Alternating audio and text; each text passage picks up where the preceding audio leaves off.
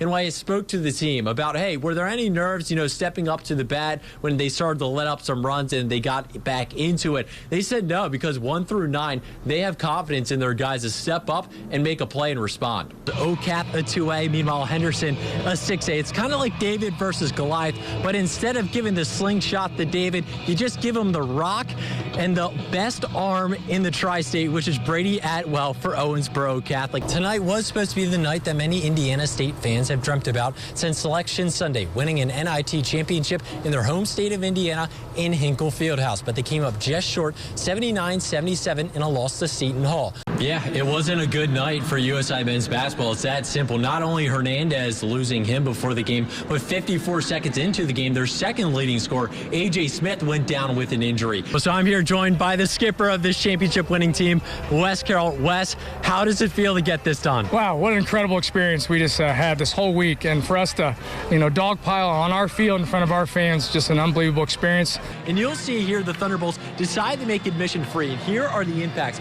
It was packed about an hour and a half before face-off. Fans had a line wrapped around the Ford Center getting ready to go, so there's a lot of energy. When you have the type of year that the Purple Aces had on the court last year, there's a lot of changes that need to happen, and that's come through the coaching staff, where there's not 1, not 2, but 3 new faces. So let's meet them. OVC standings are jam-packed, and in the middle, that includes Southern Indiana. Today, they tried to complete the sweep against SIUE, and while the Bats have been red hot all weekend.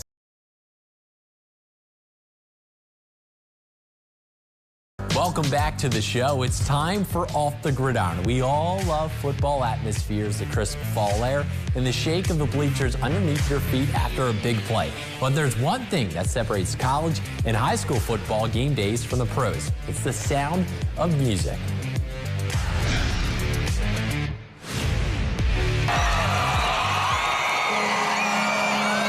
Touchdowns and celebrations add to the sounds of football. But there's one part of game day that takes just as much effort to make Friday Night Lights music to your ears. 140 members of the North Green Brigade put on their own performances. And for their head coach, Noah Farmer, he has to get everyone on page for every note and step. The key is getting the team bought in.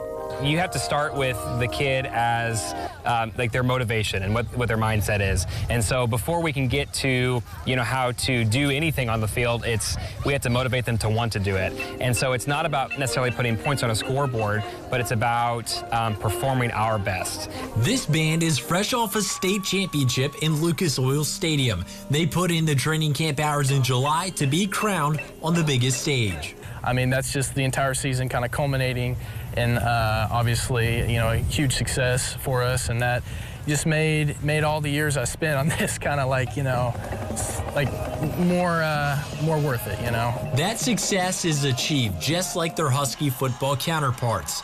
The drums with the power. The brass for the flair.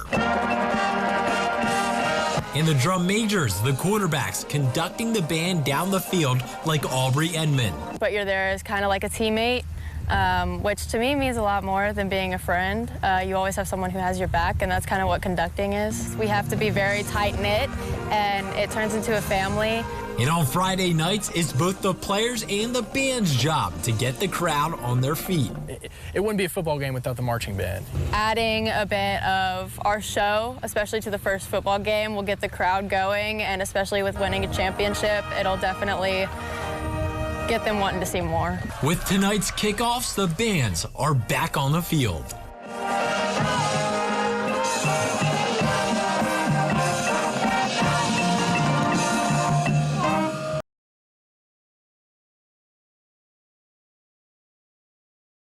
Back and forth with Trey Ward, and then Trey Ward may seem just like your typical high school football player, making some tackles on Friday nights, but one morning he got some life-changing news. Well, it all just like a random morning, like I wasn't expecting it or anything. My parents just like, we want to sit you down and tell you something important. I thought I was in trouble at first. Like, I made curfew last night. I know I'm not in trouble.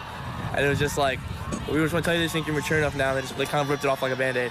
The new information to him was having a brother, except it wasn't just anyone. I started doing my own research, like, this guy is here. And by right here, Ward means right up there, where his brother, Alex Holder, has been calling Castle football games for the radio all year long. And Holder knew that he was adopted, but had no clue he had a brother all along. So when Ward contacted him on Twitter, it was safe to say he was surprised. I literally thought maybe like his aunt or uncle had been listening to the radio and he was just saying, "What's up?" Maybe saying, "Thanks for talking about me on the radio." Or I don't know. I had no idea where it was going. You know, he was like, "I'm your brother." And I was like, this is crazy. The next step was a phone call in which the two of them had that brotherly connection immediately. We talked for 2 hours on the phone. A lot of it was about sports because we love sports.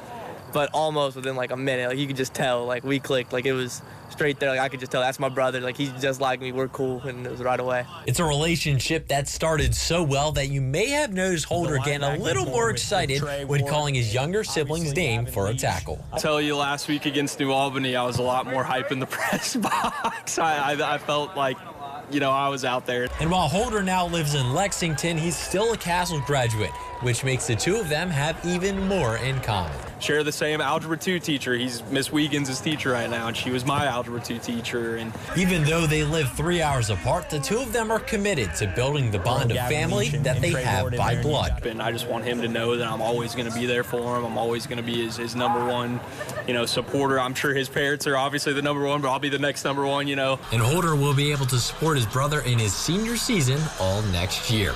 Reporting in Paradise, I'm Collin Davies, Eyewitness News.